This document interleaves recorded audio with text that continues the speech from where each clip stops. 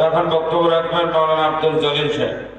যে আমি তোমাকে 3টা উপদেশ বাণী শোনাবো, এই 3টা উপদেশ বাণী যদি তুমি বাস্তবায়ন করতে পারো তুমি জীবনে সফলতা অর্জন করতে পারবা।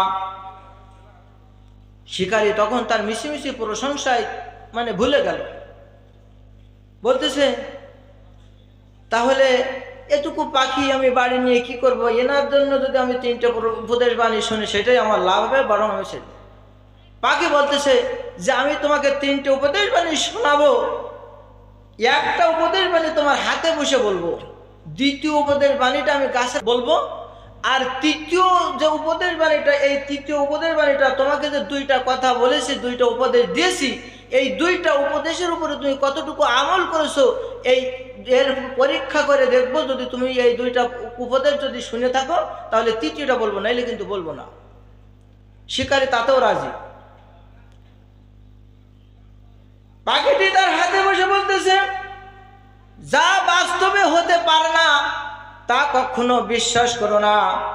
শিকারী তো বলতেছে হ্যাঁ, যা বাস্তবে হতে পারে না তা কখনো বিশ্বাস করা বোকামি ছাড়া কিছুই না, বোকামি ছাড়া কিছুই না।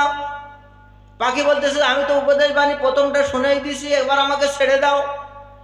পাখিকে ছেড়ে দিছে। পাখি গাছের ডালে যেয়ে বসছে, গাছের ডালে যেয়ে বলতেছে দ্বিতীয় উপদেশ বাণীটা। শিকারী বলতেছে এবার বলো।